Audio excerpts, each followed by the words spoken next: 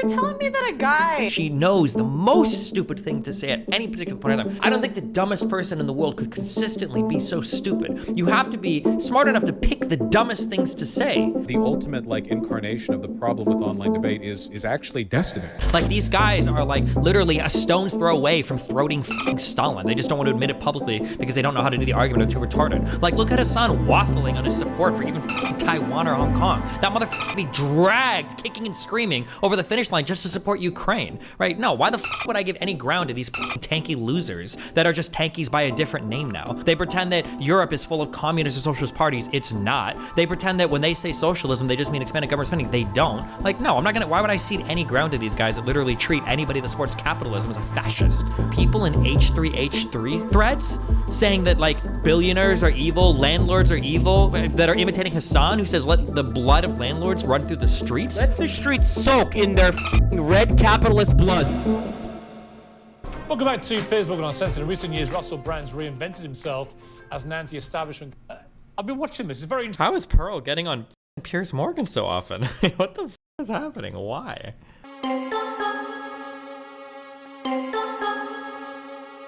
Russell Brand's reinvented himself as an anti-establishment commentator online. He has 6.6 million subscribers on his YouTube channel, 11.2 million followers on Twitter, 6 million fans on Facebook, and they're all very loyal to him. Millions of Brand's fans have been crying conspiracy since his scandal broke, led by influential figures like Elon Musk, Jordan Peterson, and Andrew Tate. Why do so many believe that he's a victim of a big conspiracy? We'll discuss this. I'm joined by the controversial influencer Pearl Davis, and from New York, the, well, equally controversial influencer Louise Mensch. Let's call you both the same title, shall we? All right, let me start with you, Pearl. I've been watching this. It's very interesting how this debate has come down now, with a lot of people on the conservative right in the main, but basically saying they believe he's been deliberately targeted and taken down to silence him because he's been promoting what they see as conspiracy theories. I mean, it certainly seems like that. I mean, I think you just start to see the same thing over and over again, where prominent figures like the Tate brothers, right, come out and then all of a sudden they have all these allegations from 10 years ago and there's no evidence. They don't go to the police. Brand was fucking 1,000 women a year? What? Shut up. And all of a sudden it's believe women with no evidence. And you Joe Rogan confirmed it? Oh, well, my bad. If Joe Rogan confirmed it. And it becomes like trial by the media, which I just think is wrong. But is it right to equate his YouTube channel, his exploration of various theories about COVID or whatever, is it really realistic that a 4-year investigation by 2 mainstream media companies is in any way connected to that or a desire to silence him? Why would they care? It just seems like they always just go after him. I don't know why. Are they going to talk about, like, the actual accusations or any of the facts of the matter, or is it just going to be like this autistic, mind-numbingly retarded shit? All right, let me bring in Louise. I mean, I don't really follow this theory because I don't understand why mainstream media would really care if Russell Brand has millions of people that want to watch his stuff. I mean, I've watched some of them occasionally. It's not always right-wing people. He has left-wing people on as well. It's quite interesting, some of it. I was going to get him on my show and maybe do his. So I don't really understand this theory that somehow it's all a deliberate campaign to silence him. What, did they have a time machine, Piers? Like, did they have a time machine to go back in time 4 years before he had this new YouTube channel at all, and before he started tacking hard to the alt-right, and then somehow they decided that... What are these? Why is is Russell Brand alt-right? Has that ever been an accusation levied at him? Ever? He's just a retarded conspiracy theorist. Is England like just 5 years behind the US on everything? I know you guys lag on culture, food, intelligence, health, teeth, like every other thing, but do you guys lag on like political jargon as well? How is Russell Brand alt-right? They would sorry, that was unnecessary. Oh, my bad. What a dumb before he started tacking hard to the alt-right, and then somehow they decided that they were going to get him. No, they didn't. And I think the key thing here is not to confuse two separate issues. The first is the issue of putative criminality of a criminal case that, as your previous guest said, will almost certainly never be brought because this is historical stuff, and saying, which I think you're saying, I disagree with you, because of a criminal case that, as your previous guest said, will almost certainly never be brought at all. And before he started tacking hard to the alt-right, and then somehow they decided that they were going to get him. No, they didn't. And I think the key thing here is not to confuse two separate issues. The first is the issue of putative criminality of a criminal case that, as your previous guest said, will almost certainly never be brought. I'm trying to remember. Was there a celebrity a long time ago that got f***ed because some girls accused him of rape? Does anybody know what I'm talking about? I feel like there was a celebrity a long time ago where two girls accused him of rape, and he like got convicted, like 20 plus years in jail. I think didn't two other celebrities from that 70s show write letters of support? Isn't this kind of like a weird statement to say, given we literally just had a guy get convicted from rape like last week? Wait, how does nobody know what I'm talking about? I don't actually know the guy's name. Danny Masterson or whatever. Isn't this kind of a weird statement to make? There's no way that like justice will be brought in a legal sense, like. Because this is historical stuff, and saying, which I think you're saying, I disagree with you, that the rest of us can't decide that these women are victims. Now, I don't believe in the Me Too movement. I have a problem with the idea that accusation is the same as conviction. That's not true. I believe these specific women because I heard what they have to say and I find them credible in a way that I don't find other accusers credible. And I think that's the difference. Rape cases are often harder to prove in the UK. Is that true? That might be true. I have no idea. It's then not go to one the size police. fits all. Then go to the police. Like, why are you going to the media and not the police? You know, I mean, at the end of the day, the media, like, they run stories, and I just don't think it's fair that we do trial by the media. Well, except that, as I said earlier, Harvey Weinstein is in prison because women went to journalists. And then the police. Well, they should go to the police. The reality is she probably doesn't think Harvey Weinstein did anything wrong. I don't know if she knows the details, but I bet.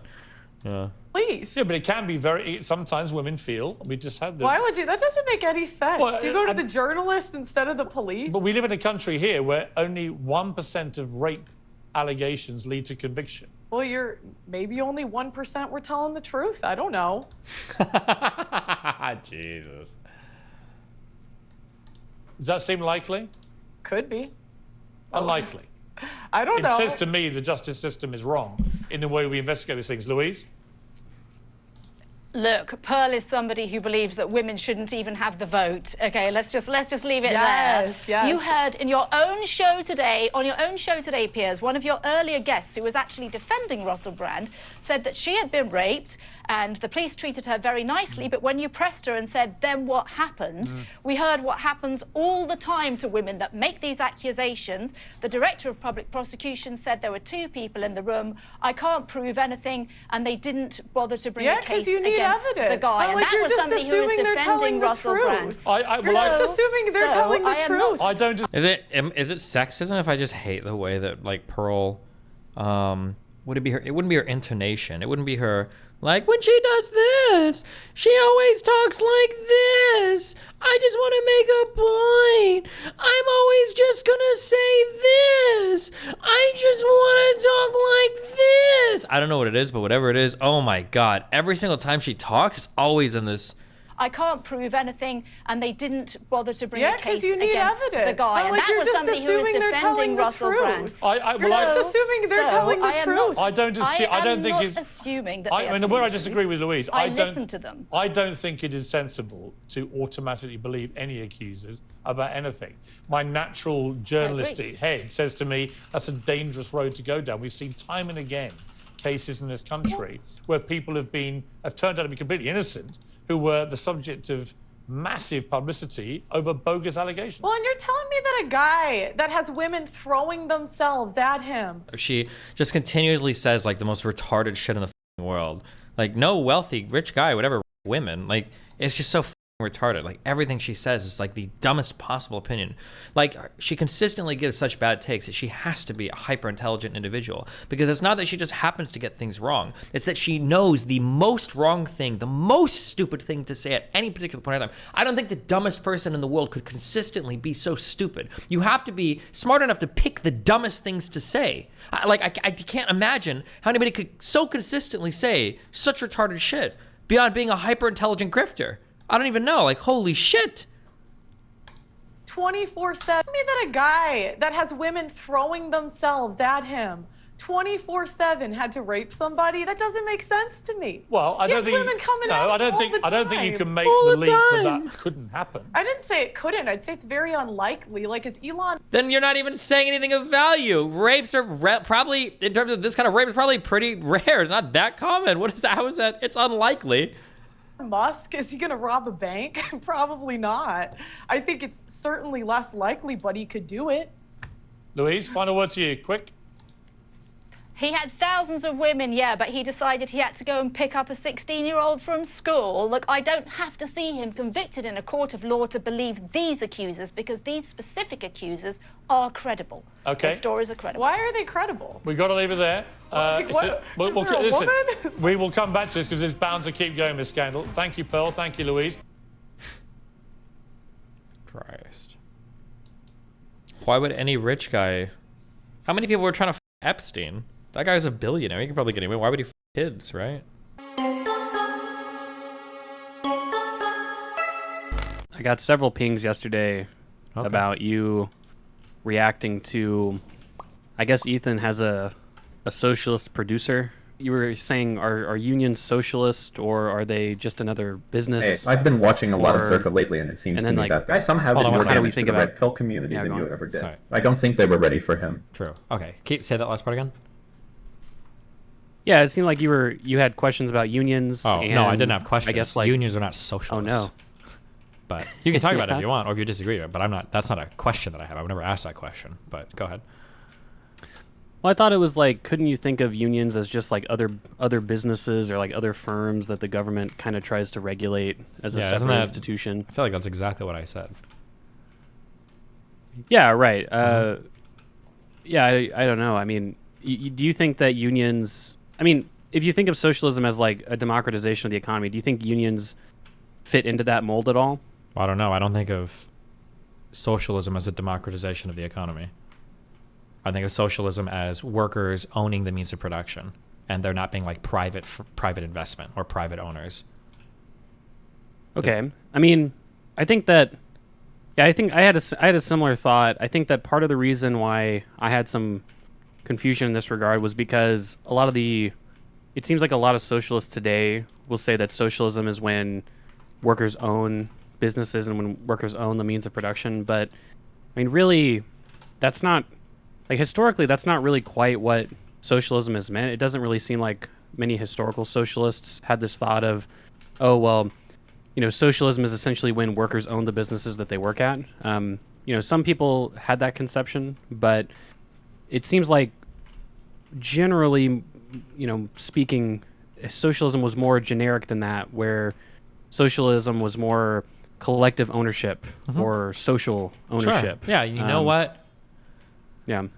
I kind of agree with you. You know what would be really based, actually, to get to the bottom of this? Are there any like really big professors on YouTube that talk about socialism? I think it'd be really sick if I could maybe reach out to one of them, and then I could get like a concrete definition on like, what do people mean when they say socialism, right? Can you think of anybody? Yeah, I mean, the best, you know, I mean, I've already recommended, you know, the best socialist really in the whole policy space is probably Matt Brunig. Oh, I was fucking with you. I was referring to Professor Wolf. My bad. Oh, well, that's the thing. Like, obviously, some socialists like Richard Wolff will say, you know, my socialism is essentially workplace democracy, Yeah. which, I mean, I mean, it's obvious that I mean, I think fairly enough, like you could call that a type of socialism, right? If all businesses were owned by workers. Sure. Okay, can I just like real quick? This is my issue, okay? The problem with socialism today is that socialism is it's a Mott and Bailey that I hate, okay? In that people will say they'll do it's a Mott and Bailey kind of in the same way that conservatives used to use it as an attack in the past, right? Like people like conservatives would say something like you'd say something like, oh, like I can't even think of anything. Anytime you wanted more government spending, like conservatives would say that's socialism. Right. And then you'd be like, no, it's social spending. And then, like everything was socialism. But now it feels like progressives have wrapped around to that same thing, where now all forms of socialized medicine is socialism. Not really. But I mean, if you want to call it that, so what you're saying, if you want to be like, well, we can describe socialism very broadly as kind of this social investment that government might make into protecting the rights of workers, providing for its citizens, or whatever. Fine. That's fine if you want to say that. But the problem is, as soon as you be like, okay, sure, if that's what you're going to call socialism, I can get on board with it. Then the next thing is going to be like, okay, that's awesome. I'm glad you agree with me. Billionaires are evil and we should execute all business owners and landlords. It's like, oh, okay. Like, as soon as you agree to these like very weak, cupped, flaccid, tiny versions of socialism that can all exist in a capitalist environment, but there's no reason to ever invoke the word socialism. As soon as you agree to it, then they want to move over to the real parts of socialism, where they're saying like, oh, cool, well, time to start expropriating businesses, time to start nationalizing industries, and time to start making it illegal to own homes or even have like private owners. Sorry, that's my issue, is the Mott and Bailey feel of it. Yeah. Well, that's fair. I mean, yeah, that's obviously fair. I mean, you can see a lot of really just radicals of any type of ideology say the same thing. I tweeted just the other day about how it seems like conservatives will argue for means testing for welfare, but really they just mean, I don't want anybody to be on welfare, so I'm going to make it really hard to get welfare, right? Sure. Same thing as when conservatives are like, we need to domestically spend more and stop spending on Ukraine. And it's like, you mean you just don't want to spend on anything, you fucking piece of shit, yeah. Right, exactly, right? Like this, some libertarian account that was like, I can't believe we spent $100 billion on Ukraine, and I think it was maybe SDL who was like, what $100 billion welfare program do you support? Libertarian Party of New Hampshire or whatever, right? Yeah. So obviously that's pretty bullshit, right? But I think that, that's where, just having like a decent holistic understanding can help a little bit, right? Because like you mentioned socialized medicine. I mean, I think it's fair to say that if, like, take the UK, for example, with their NHS system, that's like obviously like a socialist institution, right? It was founded by, well, yeah, right. I mean, medicine is a service, and there's products of medicine as well. It's a means of production, right? And it's but the means of production isn't owned collectively by the workers. It's owned and operated by the government. The same way that we wouldn't say China and their state-owned enterprises, we wouldn't call that socialist, right? We would call that state capitalism, right? Because the profits are being sent back to the owner, which in this case happens to be the government, and the directions and everything are not being made collectively by the workers. It's being made by the owner, the private owner of that capital, which is the government. And then employees are, the exploitation, blah, blah, blah, right? Yeah. Well, it's not. Don't say right, because you just said it was social. I disagree with that. I don't think it is. I think it's no, but that's where it's more complicated than that, right? Because obviously, like if we're just saying socialism is when there's national industry, right? That's probably a bit vacuous, right? And probably not fair, because most socialists wouldn't say like authoritarian China or like Nazi Germany were socialist countries because of how authoritarian they were. There wasn't really there was a very top-down hierarchical government, right? But when we're talking about like something like the UK, where essentially they took over an industry under a democratic framework, and that, in the case today, that industry, this sort of NHS system, is democratically accountable and has, communal and social purpose. I think it's fair to call that a form of socialism, where if you have state ownership that's like robustly democratic, I mean, that's probably socialism, right? If we understand like historically what socialism is. And so it's I guess, but then at that point we just have like, I don't know what socialism means at that point. Like, I don't know what we're even talking about. Like, in my world, socialism means that when I go to work, I'm going to engage with capital that I own collectively with the other people that work that capital.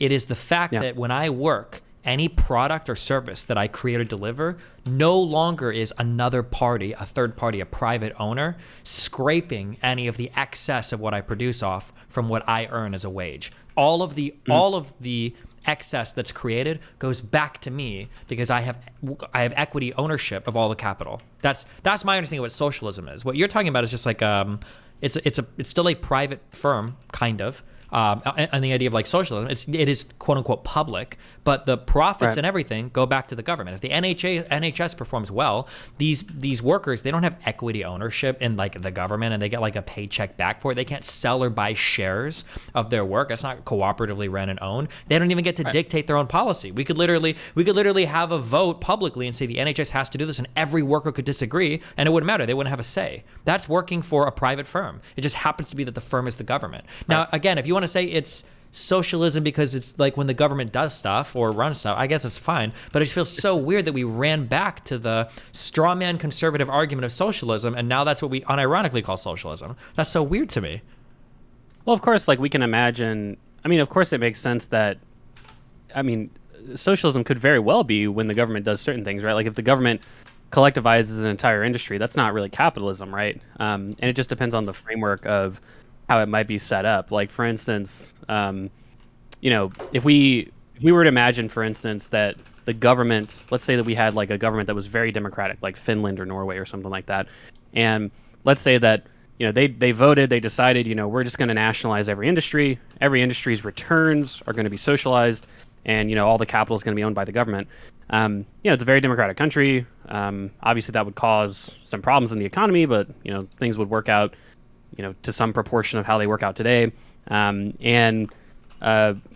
Although workers in those firms aren't directly making the decision on the firm level, if all returns of capital are socialized, I mean, that's not capitalism, right? That's not, I would call that socialism, right? And I think that's where I don't know what any of the words mean. I have no fucking idea. I don't know what anything is. I don't know anything. I just don't know. I don't know. It feels like we're just capitalism to me. Capitalism implies that you have a private individual that can purchase capital, and when we say capital, we're specifically referring to like revenue generating things that workers or labor combines with to generate a good or service. So capital, it might be purchasing a massage table for a massager to come in and work on. It might be purchasing a hamburger joint. It might be purchasing a railroad track, whatever. That's capital. Capitalism implies a private earner or a private owner who takes that capital, pays for workers, labor, to combine with that capital to generate goods or services, and to take a revenue because he has ownership of the capital, because he's paying the workers, he collects profits, he gets rents from owning that means of production. That's capitalism. Socialism to me, where we've socialized the means of production, means that there's no longer any private owners, and the employees are more or less dictating the terms of their employment. They have equal ownership shares in what's existing. There is no more private investor scraping profits off the top of their labor. Whatever they generate, they earn all of because they collectively own the thing. I guess I think that's a bit of a misunderstanding. Okay, sure. Right? Tell me. Yeah. Okay. Maybe I'm not understanding. Okay. Because I don't think even early socialists, like obviously like Marx and people like that, I don't think that they would say that socialism is when the returns to capital are completely given to workers. I mean, like even Marx in his writings said that in an ideal society, you put away certain money for administration, certain money for, something he uses crazy flowery language, but essentially certain money for welfare, right? Like assistance to the poor, and only then does the worker get whatever his or her share of the returns to capital, right? And it's true that in a contemporary sense, there are a lot of socialists that, their brand of socialism is when essentially all returns go to the worker, but this is a very not incoherent, but like if you're an egalitarian socialist, right? If you're someone who at least has some sort of care for like the functioning of capital markets, right? You can't really claim either of those things and argue for like a Vaush style. We can't have capital markets in any socialist anything, no? I mean, you could, right? So like that's one of the reasons why. That's one of the reasons why I think the best functional conception of socialism is the Matt Brunick conception, because if we imagine a system where socialism is just collective ownership of capital, right, which is sort of classically what socialism is, and collective ownership could be many different forms. Well, if we essentially just had competing public sovereign wealth fund and like endowment management funds, competing, allocating capital But the returns to those allocations were entirely socialized, and those firms were ultimately accountable to some like government board or bureaucracy. Well, I mean, Well, but like, how are they? you have capital markets when right? But when it's those socialism. social funds are investing in things, you're just saying that all of the profits are just going back to the government or whatever. Yeah, I mean, in one degree or another, right? You'd probably have some retained earnings to the fund. What or would not retained what would the earnings, but, like, incentive be if I was like a worker at one of these firms? Why would I ever want one of those socialized investment firms to buy capital from me and exploit my labor? you're asking why would a worker work in such a system? Yeah, well, like if I'm in some ultra uber socialized system, I don't want any of these social wealth funds investing in me, because the whole point of me being a socialist is now I get to earn the fruits of my labor. If somebody else is investing Yeah. capital in me, I'm necessarily having my work exploited now, right? They're taking some kind of rent, or they're collecting some kind of thing off the top of yeah. me, aren't they? Yeah. Well, I guess it would depend on how the money is managed, right? So, for instance, in Norway, they have a big, giant sovereign wealth fund, but the money that is returned from their sovereign wealth fund is essentially just goes back into the government treasury for social purposes. So, welfare spending, funding the administrative state, things like this. And, of course, we can imagine an economy that's entirely socialized in this manner of these sort of decentralized public, investment funds, where there's probably smaller investment funds for local purposes, like maybe local pension funds and stuff like that. But then there's sort of a national sovereign wealth fund or multiple national sovereign wealth funds that just get returned back to people in the form of like a dividend check. And so, of course, in that scenario, we can say, okay, well, a worker would still work at a company because essentially, functionally, what would happen is every worker owns a piece of every other workplace. Right? Sure, but then at that To where point, I you- feel like yeah. we're like creating a bunch of like kind of meme systems for literally no reason, right? Because it sounds like you're talking about we're creating competing sovereign wealth funds, or I'm sorry, we're Right. creating competing socialized funds where all of the profits go back to all the people. So you've got like a bunch of funds that are investing in a bunch of companies, but at the end of the day, all the profits are literally going to the exact same place. And like I don't know why we. Well, the point of that system, and again, I don't agree with, like, I'm not a socialist, right? And so Sure. I don't agree, but this is the reason this is the best argument is because I think it gets around a lot of the structural critiques of different socialist models. So for instance, like authoritarian socialism is bad because it's authoritarian.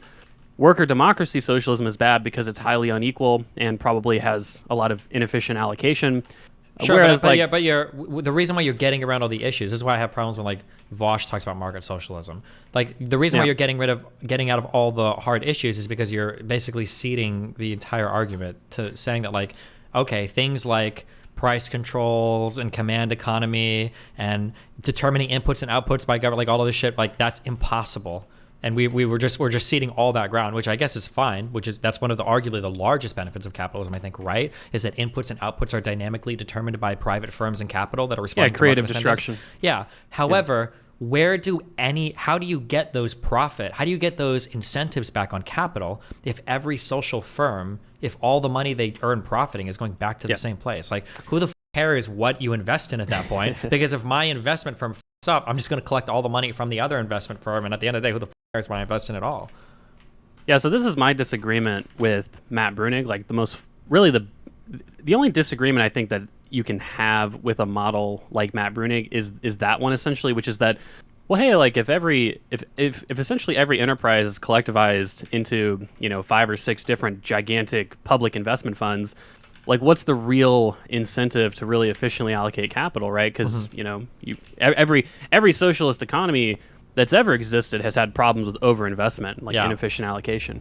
And his response to that will be, and I think it's the most incoherent thing Matt Bruenig says, right? But what his response will be is, well, in a world where public, people are just going to try their best, or what? Sorry, go ahead.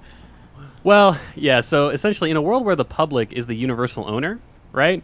All the same incentives to efficiently allocate capital exist, right? Because if you own everything, then you're not going to want to invest in like shitty industries or like bad businesses. But of course, practically speaking, in a democratic economy, or really any sort of socialist economy, there's like a lot of political reasons why you wouldn't just say, oh yeah, just let this entire industry fail. Yeah, I was going to say, would the same country that voted for Bush, would that country be willing to make big investments in green energy? Or...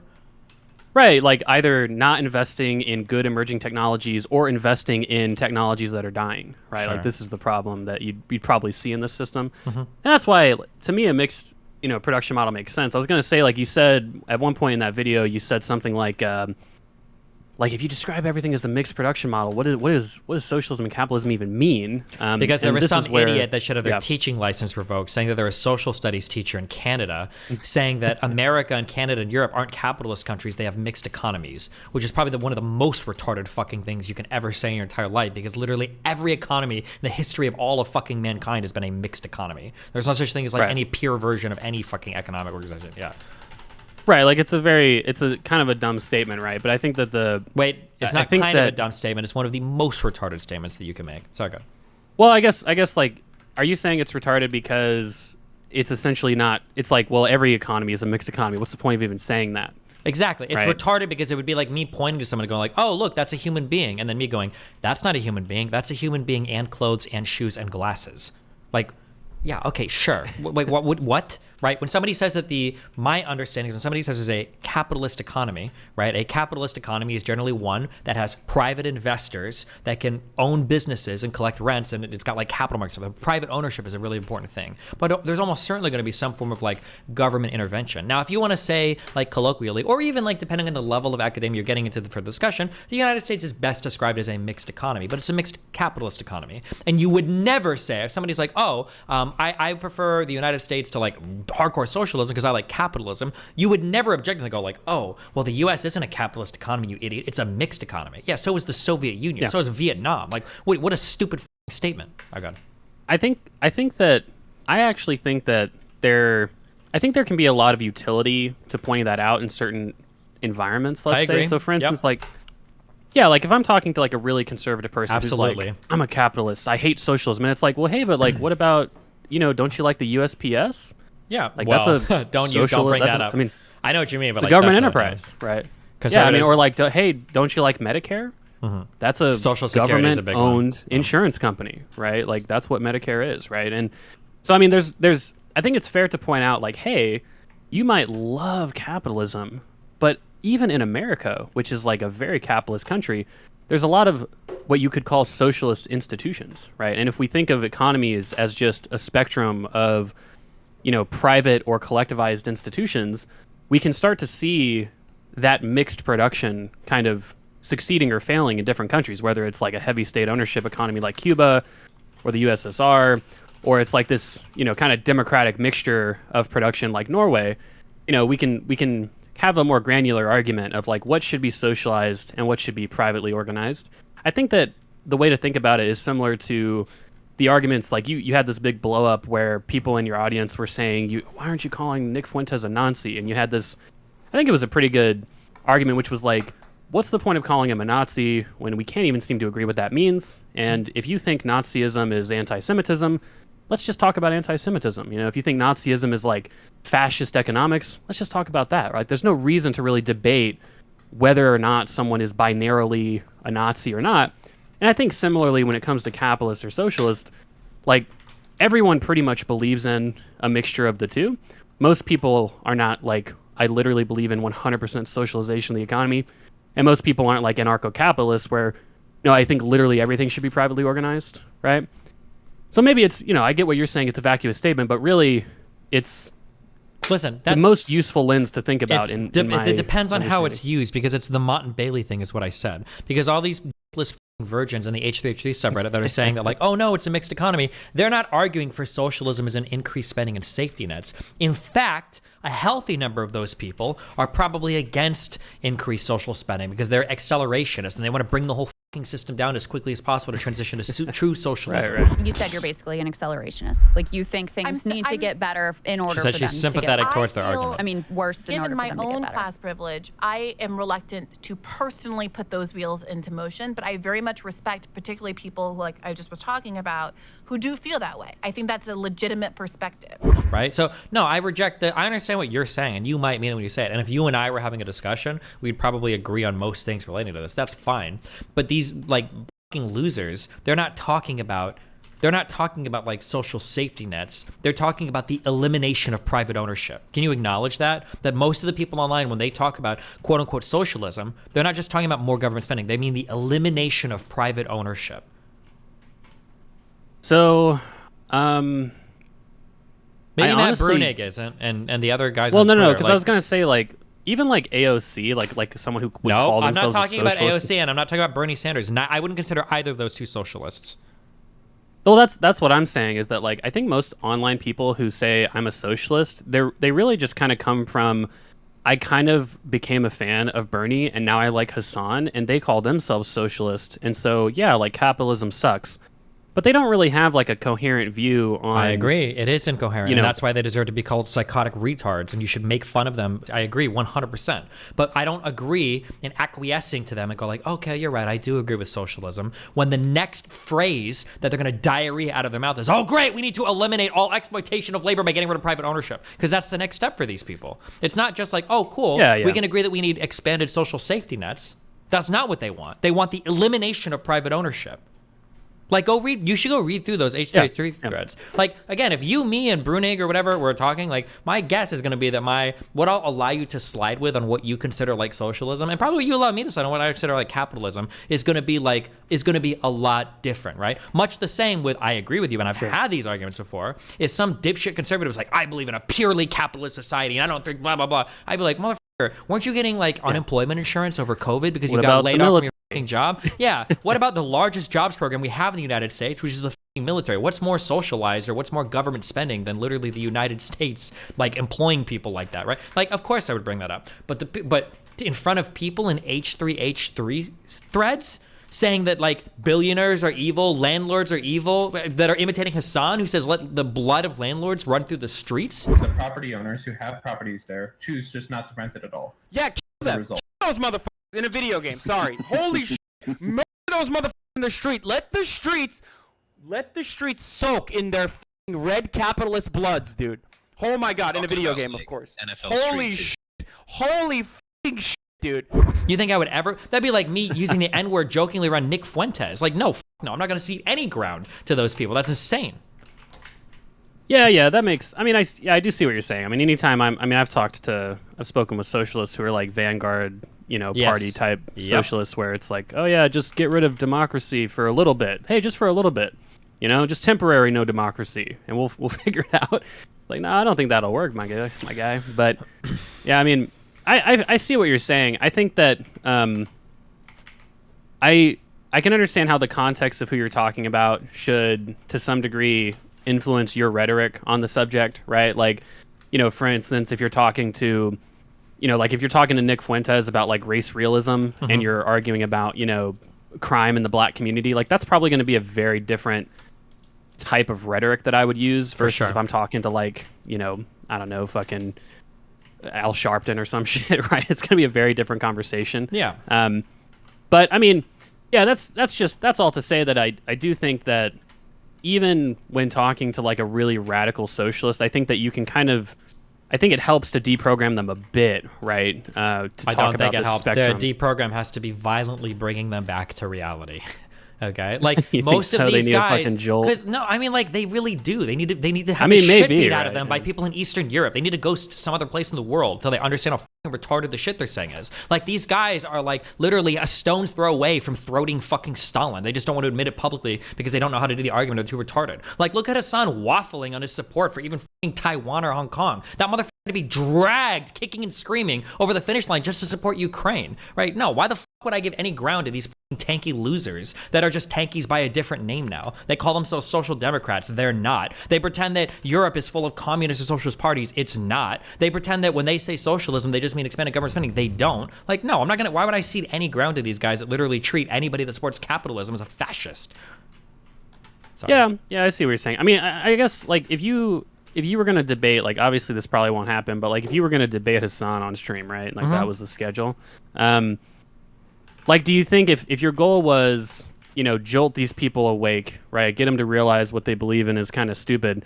Do you think the best strategy would be like, Hassan, you're a secret authoritarian, Stalin defender? The strategy would be the same thing I use for Vaush. And I go, Hassan, just curious.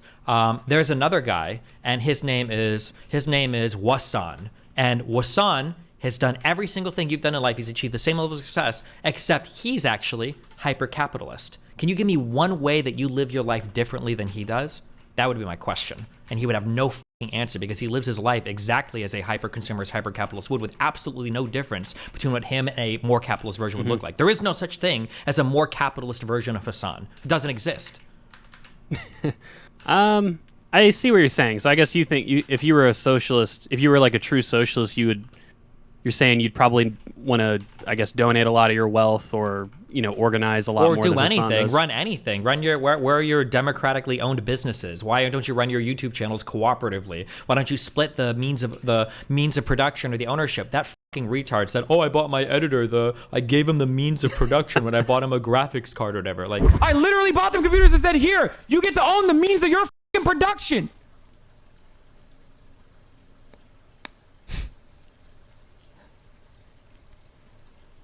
This way, you can do whatever you want with your own computer. But of course, these motherfuckers who are so horny, so fucking horny, to disparage someone that they fucking hate, are going to rush to judgment even after this piece of fucking garbage knew that this clip was knew that this fucking tweet was deleted, and he still talked about it on his fucking stream. Because he's a piece of shit and no different than fucking Keemstar. There you go. I gave you your shred of relevance. You gnome fuck. yeah, sure. Like, why don't any of the socialism is so good? We live in a capitalist economy right now. But if you want to, you can go open a co-op. Nobody's stopping you, right? You can go and practice socialism in almost any way you want, depending on where you're at in the United States. Like, why don't people like Hassan fund it? Why don't people like Vaush fund it? It's because it's a dog shit way of organizing your economy. Sorry. Yeah, I mean, I guess to be fair, in the case of a cooperative. Yeah. No, you're good. You're good. I think, no, I totally understand. I mean, we're just having a normal conversation, but like, no, I get what you're saying. I mean, obviously, in the case of donating to a cooperative, I think that, I think the issue for like Hassan and Vaush in terms of like, why don't you just donate and form a cooperative? I think it's because, well, you'd be investing in something that you wouldn't get anything out of, right? Because all the workers would own everything and you wouldn't be working Isn't that the whole point?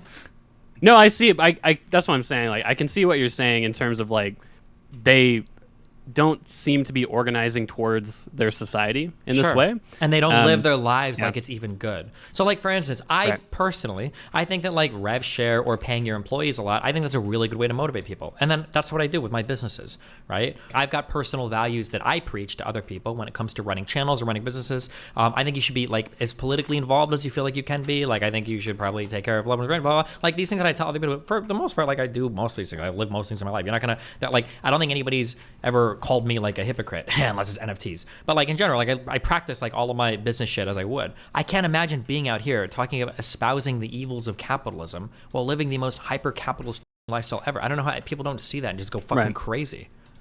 So I guess it sounds like, yeah, I guess it's these like socialist influencers that you have a big problem with, because like someone, you wouldn't say the same thing about someone like AOC. It's like, well, no, like she's running for Congress, like she is advocating, like she's trying to do what she thinks is best to actually forward her whatever her ideal economy, right? Yeah, a little bit, but then I would argue that AOC and Bernie Sanders triggered me because they brought back that socialism boogeyman, but they're not usually talking about socialism either. They're just talking about expanded social safety nets. Why are you okay with calling expanded social safety nets socialism?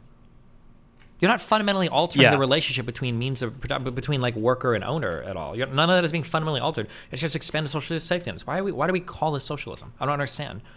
Because honestly, the reason why too is because capitalism is fucking awesome. Capitalism does what it does very well. Markets are real. Markets are incredibly powerful. They demand respect no matter how you engage with them. In some cases, they can be incredibly destructive, and in some cases, be incredibly beneficial. Right? Capitalism has gotten us some of the worst pollution in history, and capitalism delivered a groundbreaking vaccine, if you trust it, in like fucking 9 months. Like, capitalism does good things, capitalism does bad things, and the best things when they work together. So I don't know why we just like, oh, we're gonna move away from capitalism and expand social safety nets. Okay, motherfucker, it's not moving away from capitalism. That's still perfectly within the world of capitalism. And one of the greatest things about capitalism and liberalism too is that it's so flexible, and that's why it's so superior to these dog shit fucking socialist wannabe losers. I'm glad, as much as I hate the guy, that Elon Musk basically got us back into outer space, or that he almost single-handedly like jump-started the world initiative for getting electric cars, electric vehicles. Like, yeah, that he had public funding behind him and subsidies and shit, but that was a private billionaire business owner that did it, right? I don't know. I just Right, like that's a good example of the blend. pull and play of Yeah. exactly. Yeah, no, I see what you're saying. I mean, yeah, again, like I advocate for, a mixed production model. I think that that's kind of where I am, I guess. And that's most everybody. That's why I think it's like I've only ever seen. Okay, hold on, wait. Bernie, You gotta stop saying that. Because if what you were saying was true, Oh, no. I would be crazy. You have to stop saying that's almost everybody. Because anytime we talk about housing prices, everybody wants to talk about how evil landlords are. No. Every time, I'm like- saying when I say most people, no, hold on. Yeah, 'Cause sorry. I will say, I don't think like average regular people. I mean, Twitter lefty, sure, but like I think average regular people are not like we need to kill the landlords and like. I understand what you're saying. You know, the ship has sailed so far on that one. I look to Twitter now for what real life discourse is going to be, honestly, and I think everybody does because that's where we've gotten. That's what it's seeped into. Like the internet is setting discourse now. Not maybe, absolutely. Like we're years past that inflection point where online discourse. It's what's setting the tone for what our future. What our future political landscape is looking like. I don't think we can just like write it off as it's Twitter just like delayed. You're saying like like in 20 years that'll be like a median opinion. In like more like in 20 weeks. In 20 weeks. Keep in mind that even during the primaries, I keep cutting you off. If I cut you off, cut me off. I'm sorry if I do that right. Even during the primaries, Bernie Sanders had to disavow his Twitter fans who were unhinged, right? Like I mean, it's. I mean, that's look at all the true. cancellation shit, the colleges, the everything. Right? Yeah, sorry, go. I mean, you could be right. Like maybe the 2028, because I mean, I don't think the 2024 primary is really gonna give a showcase of this. But like, you're right. Like maybe the 2028 primary, we'll see like a truly anti-capitalist candidate like really come to prominence because that's just where the mood has shifted. But I mean, I don't know. I don't really see that too much. It seems like the most popular like quote unquote socialist politicians are like Bernie Sanders AOC types where. They don't really their rhetoric is not even nearly as extreme as what you're describing, but it could happen. I mean, who would have thought that Trump would be like the standard bearer for Republican politics for like the last decade? That would have been really hard to imagine. So maybe it just takes like one person to really get popular and do it. Sure. But I think right now you don't really have very many strong supporters of capitalism, right? Because whereas traditionally the Republicans would have done that, populists don't give a really about like motor production. Oh sure, yeah, right? Or means of production. I mean, they're more like I don't know. I feel like right wing anti-capitalism is. I mean, I don't want to say it's fake, but no, it's been very popular since the Tea Party. I think the Tea Party is what really threw us into kind of like this anti-corporate and anti-corporatist kind of new conservative movement. Like, whereas traditionally Republicans would have been the staunchest of defenders of big business. You want to attack Facebook? Facebook is one of the biggest contributions that United States large companies have made to the world in terms of like software technology and everything. But now, like, conservatives fucking it because I was going to say like I feel like the right-wing anti-capitalism is it's almost more socially motivated, right? Because I feel like whereas I think left-wing anti-capitalism is really much more of like a purely economic discussion. I mean, I get what you're saying. Hold on. Sorry, go ahead. Well, no, really quick, because I get what you're saying where, like, obviously leftists will say that, I don't know, like, rainbow capitalism is bad and, maybe there's some social critiques of like where you're donating money to and things like this. But I think that a lot of the motivations of anti-corporate rhetoric and anti-capitalist rhetoric from right-wingers is more like, oh my God, I saw this company endorse ESG and oh my God, they appointed a black person as their CEO and that was just affirmative action. It's like, I don't really see a lot of actual structural economic critique in right-wing anti-capitalist rhetoric. Really, I feel like it all comes in the form of protectionism of different industries and isolationism. Like, we need to stop sending money to Ukraine. We need to focus on domestic production. We need to ban imports from XYZ countries. We need to produce things locally, buy America. We need to reduce immigration, too much competition with local workers, domestic workers. Like, I feel like I feel like all of this is highly economically intertwined. But NAFTA I see what you're trade saying. agreements are bad. Sorry, go ahead.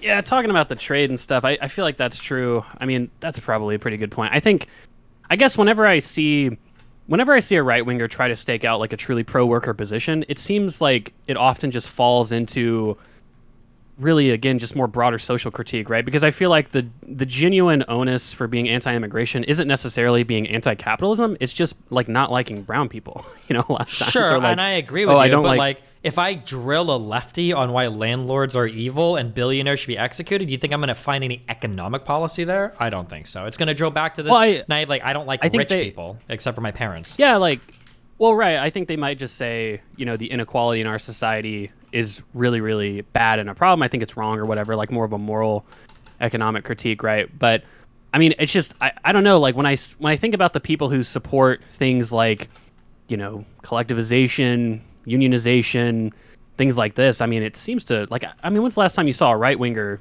do a photo op at a picket line? Right-wing politicians don't do that, right? And I think it's because they're not really genuinely motivated by a structural critique of capitalism. It's really, again, more so like, hey, our base really seems to like rhetoric against, you know, woke corporations or, you know, trans people or Muslims or something, right? And it's not really as much of, oh, our base really, really hates the fact that they go into companies without union representation and don't get, you know, the share of profits. You know what I mean? That's just my sense of things. I get what you're saying. Like, it's probably becoming more and more so, you know, a pure economic critique. But sure, like if the phrase were like billionaires necessitate inequality, I might like be behind you more if the quote wasn't like billionaires are evil. But like, I understand what you're saying. Sure. I just think that it's shifting more and more to this kind of like quasi socio-political thing that really doesn't have anything to do with economic analysis more. Like I feel like one of the perfect encapsulations of that was that fucking loser Abigail, what's her name now, or what was her name? It's not Perspective Philosophy, it's Philosophy Tube. Do you know her? Abigail Thorne. Yeah. Yeah. When she fucking tweeted out that she wasn't going to pay her rent because she felt it was like exploitation during COVID, and chances are she was making like 10 times the salary as whatever her landlord was making. How fucking that's like, I don't know. When I see shit like that, I'm like, let's get the out of here. Well, that's like obvious virtue signaling, I would say. I mean, obviously they're not really, I mean, yeah, I mean, that's like very convenient virtue signaling as well, because obviously if they get evicted, it's probably not as big a deal as if like an actually poor person gets evicted for not paying their rent. So, you know, I don't really take that too seriously. I see what you're saying there. And I also see what you're saying where, like, I feel like most people who would call themselves socialists today probably just generally don't have a great understanding of anything in life, like, or the world or the economy or finance or social or government policy, right? Like anything. I think when people say socialist, they really just mean like, I don't like capitalism, but I don't really have a strong view of what the alternative actually looks like. Because you're right, like a lot of people who would call themselves socialists will advocate for things like more welfare spending or like higher taxes on billionaires. And like, there's nothing that changes the productive model of society by just having more welfare and more taxes or just saying they want to like have every, like all landlords need to die or all, but I don't know. I don't think I've ever met, like, I don't think any the conversation started with somebody like, oh, I'm a socialist, and I learned something from them, because usually they're retarded. I'm saying that, like, if I had a magic lamp with a genie and I had 3 wishes and I was standing in a room with 100 socialists and I wished that everybody who had an IQ higher than 92 were to die, nobody would drop dead. That's what I'm saying. Like, for any time I meet these people, their understanding of literally any part tangential to anything having to do with finance, economies, governments, history, anything, all the knowledge is not existent. But, you know, maybe they're out there somewhere else, and I don't know. Just, I hate these people. Well, I guess, like, how unique do you think that is to socialists? Because honestly, like, I mean, I don't think right-wingers really have a strong grasp of the economy either, right? It's these fucking people who are like, oh, you know, yeah, no, the nuanced people like me, you know, have oftentimes the strongest grasp. But the people who are like conservative ideologues, I mean, you know, I talked to Rob Noor for 5 hours, or yeah, it was like a 5-hour debate we had on economics, and you know, I didn't really, again, like a lot of the economic positions of like someone like Rob Noor, it seemed like it was more based on just like simple intuition. Like, for instance, you know, he's like a pretty, I'm sure he wouldn't call himself anti-capitalist, but like, for instance, like he'll say something like, I don't like the idea of government regulation because I don't trust the government. And it's like, well, that's not really, like, there's many instances where it turns out the government does do a good job. But like Rob Noor is just like, that just doesn't feel right. You know, I don't trust the idea that the government could, like, you know, basically be good and like solve a lot of issues by doing government shit. And that's what a lot of right wingers think. Whereas a lot of left-wingers would basically just, say the opposite. I kind of agree with you, but like, here's the issue that I have right now, and it's very frustrating. That's why I'm out here doing what I do. Okay, I would take I would probably take I would take absolutely Ben Shapiro's understanding and vision of an economy over any far left person on the internet, over Sam Cedar, over Hassan, over Vaush. I would take Ben Shapiro's over 1,000,000,000%. Wow, really? Easily, that is easily. You really easily. Wait, hold on. Let me clarify. So you would say, if I had to give a person the keys to restructure the economy, I would choose Ben Shapiro over Sam Cedar. Without a second thought. Yeah, absolutely. That is crazy. Absolutely, What? Absolutely. But Dude, the issue Sam Cedar's is not even that extreme, though, I have almost no respect left for Sam Cedar after watching the way he conducts himself online through multiple parties. I don't even know what planet that guy's on anymore. But the issue that I'm running into is that you've got the far right, who are fucking insane, okay? Just as insane as or more than the far left. Then you've got, I say the center right, but it's right now it's really just Ben Shapiro, okay? There's no center right. Yeah, then you've got the far left, like the Hassan, the Sam Cedars, like all these other guys. And there's online, who the f are your center left representatives? You've got people like Pod Save America and shit, but who are your center left, YouTubers or Twitch streamers or whatever besides me? Where are these people? They don't exist. Yeah. Because these would be the people that I would obviously say I would take a center, we could go on Twitter. Who's the guy with the Brunig, and who's the other popular guy or whatever? He made the $1 million bet over the crypto shit.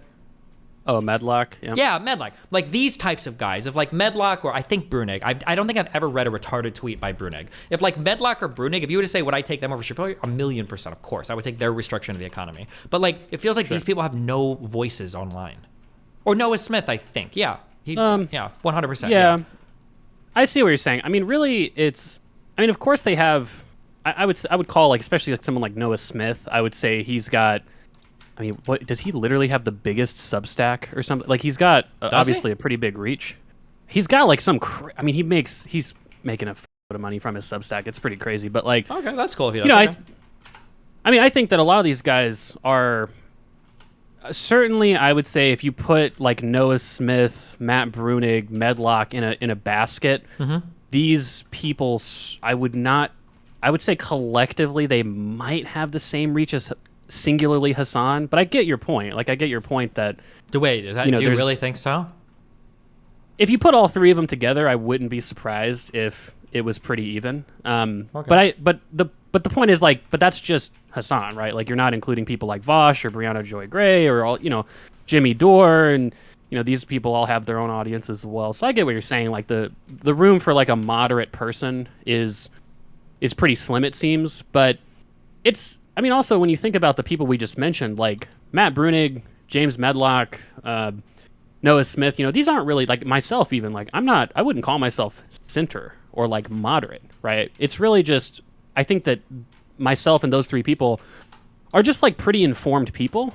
Whereas, someone like Hassan or Brianna Joy Gray and stuff like that, in terms of economic discussions, really just not very informed. And I think that that's the big difference where Ben Shapiro and Sam Cedar, it sounds like that's really more so what you're saying, not necessarily how extreme they are, because Ben Shapiro is just as right-wing as Sam Cedar is left-wing.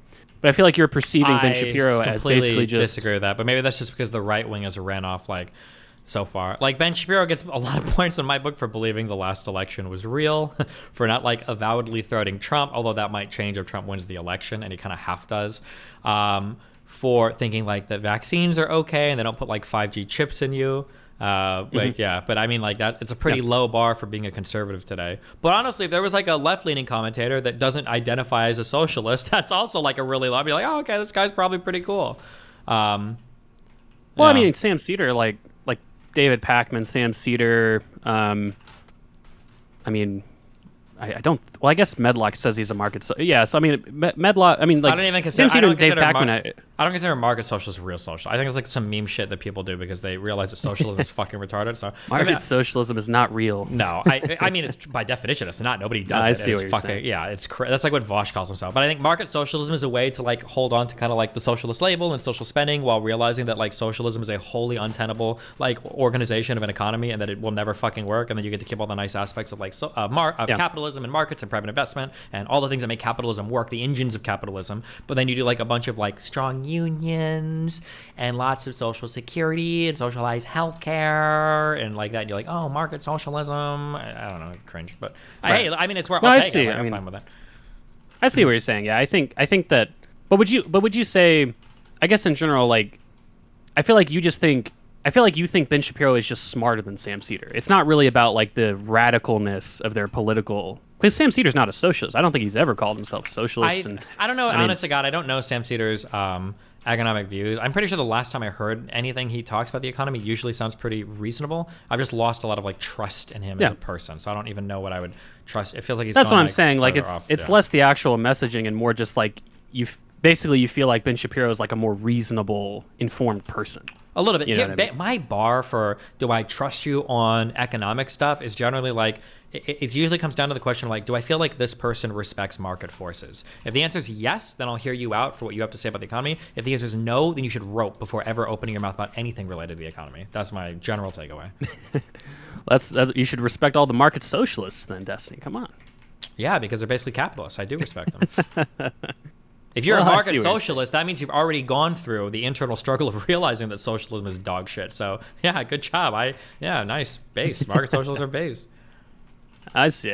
No, that makes sense. I mean, well, all right. Yeah, I mean, I get what you're saying. I definitely, I definitely disagree that I'd much rather have Sam Seder in charge than Ben Shapiro. Maybe they'll run for president against each other one day. That'll be like 2032 or 2036 election when they're both a bit older.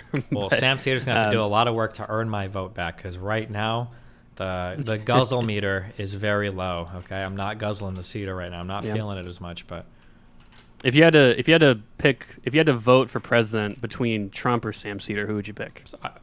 I don't even have to think. Obviously, I'm getting Trump. I hate Seder. No, I'm just kidding. I would probably vote for almost. I'd probably vote for. Oh, I almost said something really unhinged. I'd vote for almost anybody over Trump at this point. They would have to do a lot. I'd vote for Hitler over fucking. That's exactly Trump. what I was going to say. But then I was like, you know what? Probably not actually. I was like, that would have been an unhinged probably Trump would be better than Hitler. Yeah, probably. Second thought. I think so.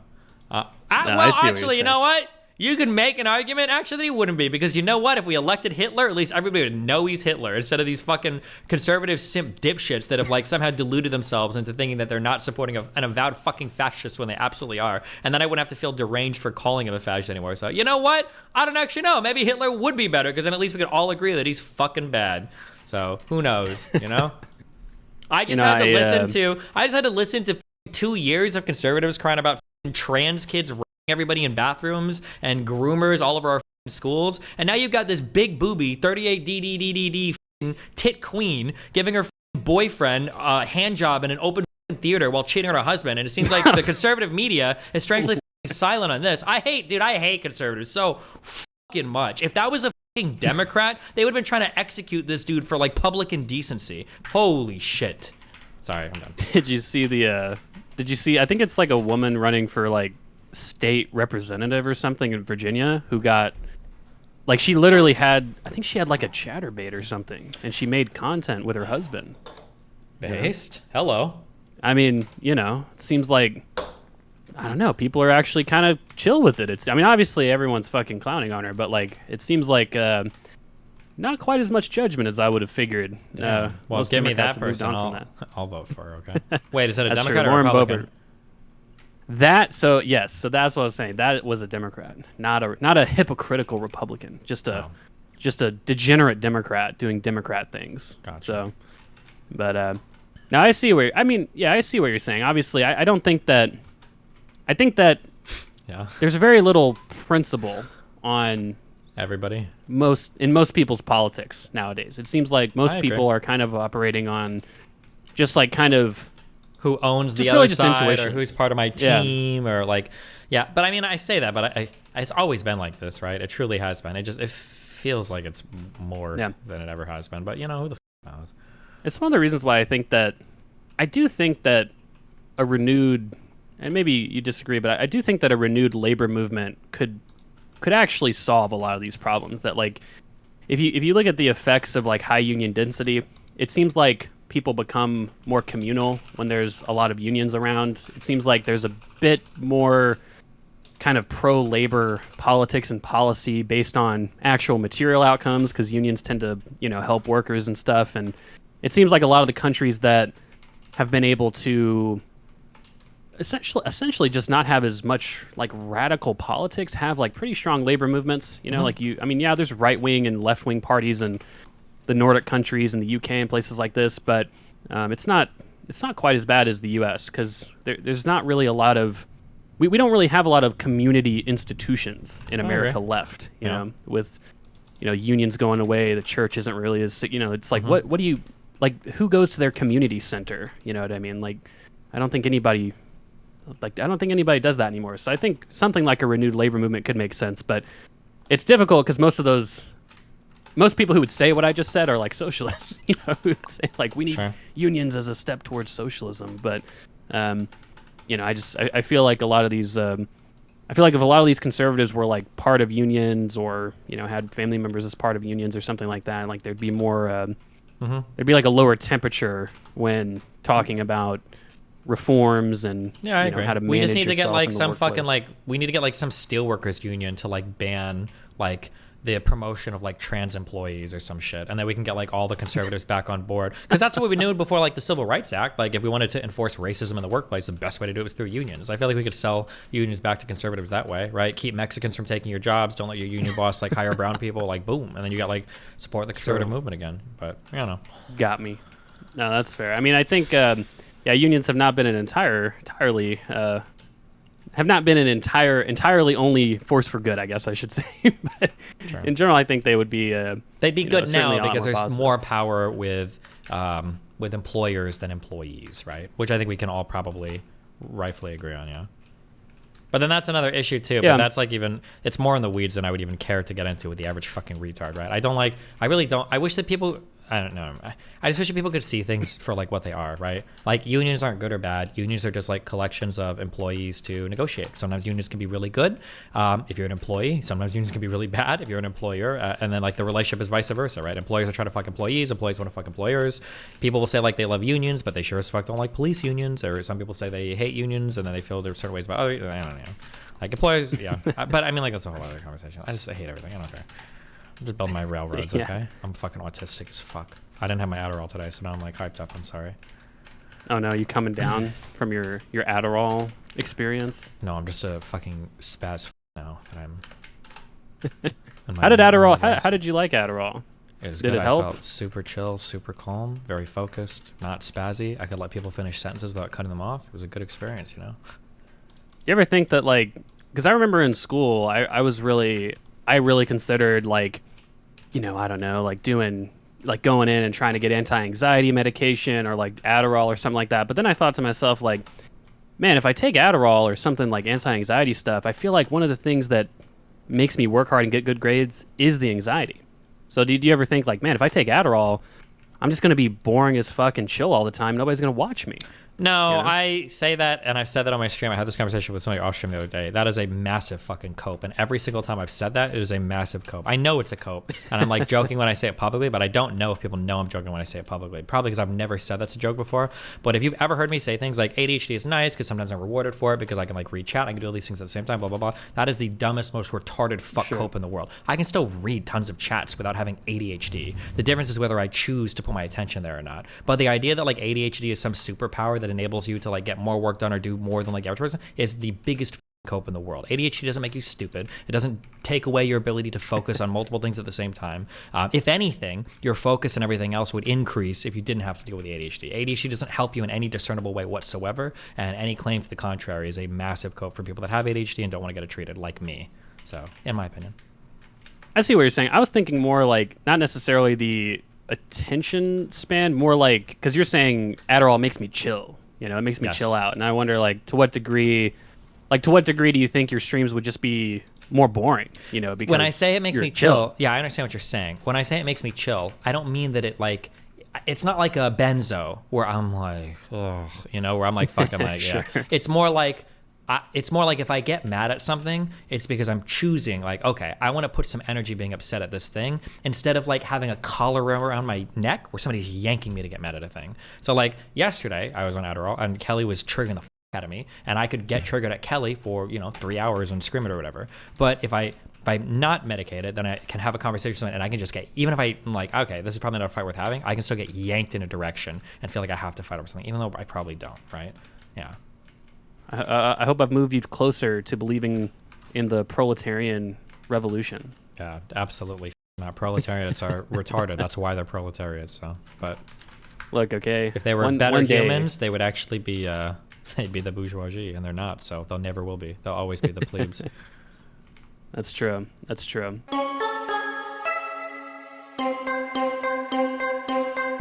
Vaush calls Destiny a sophist and says that he's the ultimate incarnation of the problem with online debate. What? Do you think he'll show a single clip or example of me when he says this, or do you think he's going to do the simulacrum thing again?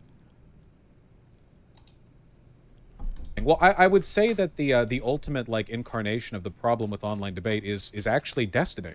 Destiny is really smart. I mean, I don't think anyone can deny that. But I think that he's kind of gone down a path where in many cases the satiation of his feeling of intellectual superiority takes precedence over... The satiation of his feeling of intellectual superiority. There's got to be writers for this arc now. I think there's so much money in streaming now. I think there are writers now for some of the meme shit that people say.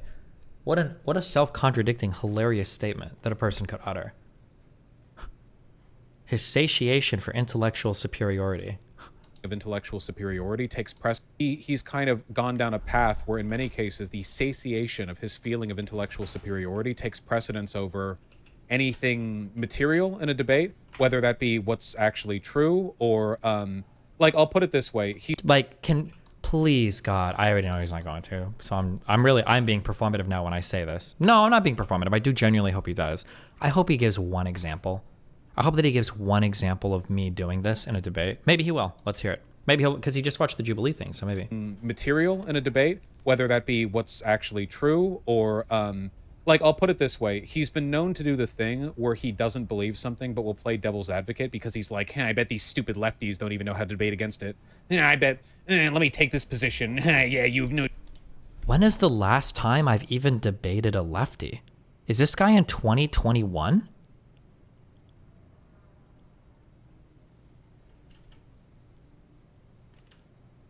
Bro, we've been doing Red Pill for a year and a half. Also, if I'm taking a devil's advocate position, I usually outright say it. Like I did with Mr. Girl, representing stronger Nazi arguments. I've done it with people. I just did it kind of with Lonerbox, representing well, here's what I've heard for the Israel-Palestine stuff. I helped Pixie and Aaron when I did that. What is he talking about? He's like, I bet these stupid lefties don't even know how to debate against it. I bet, let me take this position. Yeah, you have no chance against me. Yeah. And then afterwards he's like, well, I don't actually believe that, but they don't even believe this. They're not even grounded. What can somebody think? Let's good faith. What is he talking about?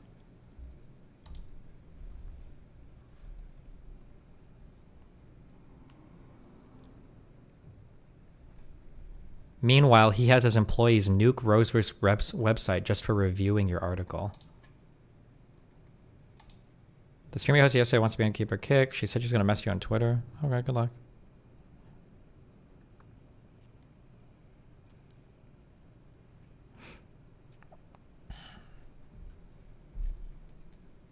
Maybe the police versus social worker debate? I feel strongly about everything I said in that debate, and I would continue to defend it. I think these would be examples of sophistry, essentially, right? Where truth and meaning. Devil's advocate is not sophistry, but okay. And even purpose kind of takes second fiddle to using debate as a game to feel good. I have to call him out on this. I don't know how our on-stage thing is gonna go. Sorry, hold on. I'm sorting through a lot of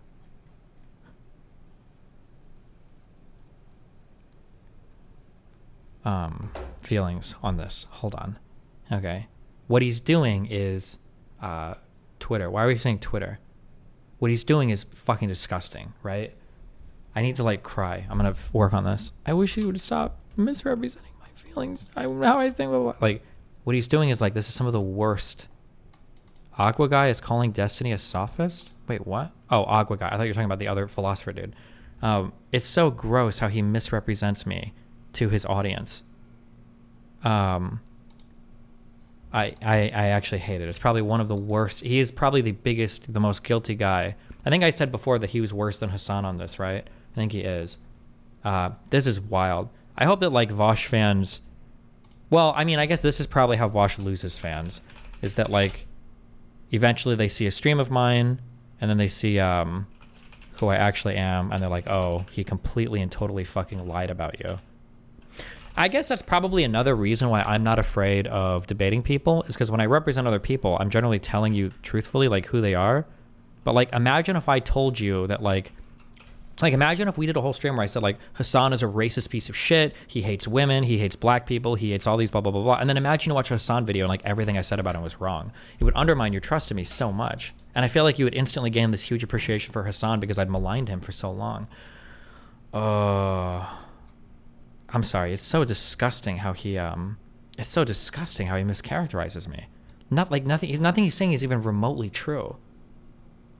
Sophistry, essentially, right? Where like truth and meaning and even purpose kind of takes second fiddle to using debate as a game to feel good, which it often is. And well, I guess to an extent, like everyone does this to an extent. I do this to an extent too. I think he does it a lot worse though.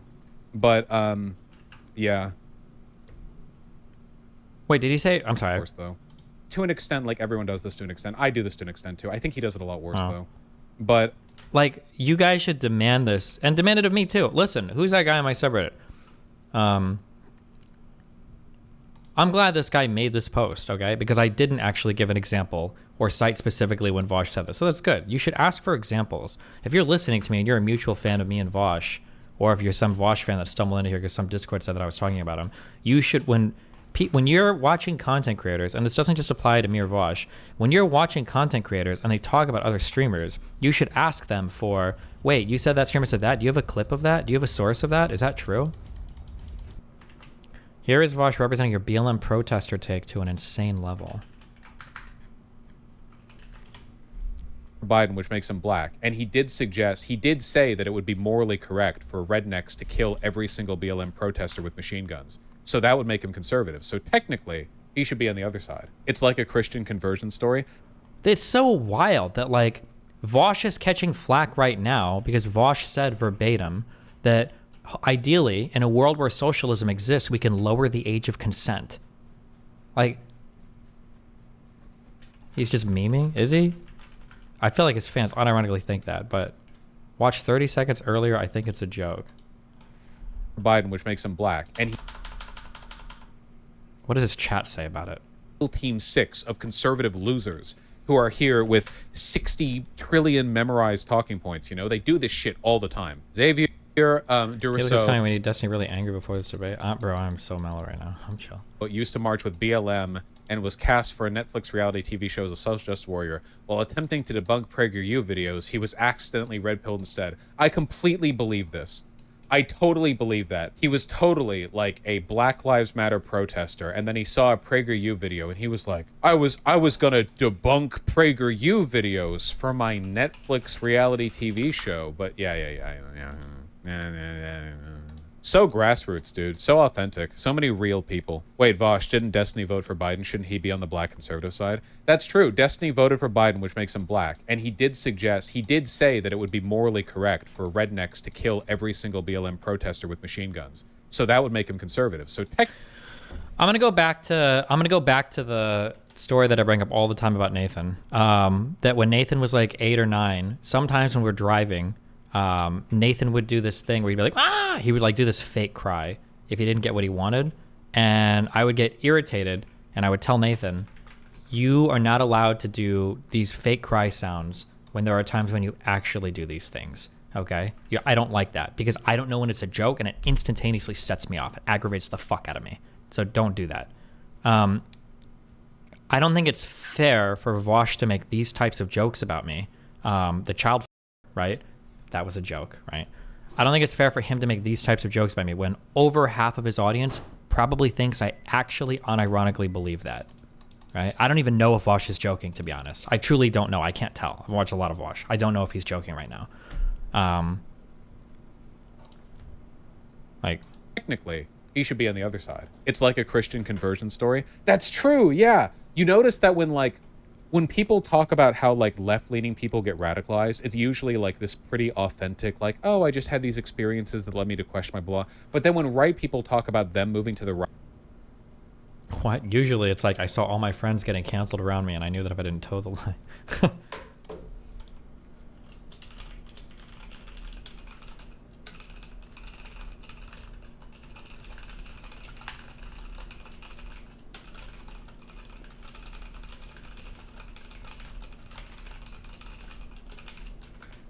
He glazes you the whole video. I don't think he was being serious here. Sure, maybe he's not being serious there, but like, it's the same thing as Zerka. Like, Zerka, I'll say this, and I'm pretty sure I'm right. I don't think Zerka is ever actually serious when he attacks me, my relationship with my son, or Melina. To him, it's all content. But the reason why I cut ties with Zerka is because nobody around him realizes that. So it's not fun for me when you're joking about shit. And then it's not fun for me when you're joking about shit and everybody around us thinks you're serious and they're all taking it seriously. Somebody said Destiny doesn't glaze you the whole video, they're lying. Oh.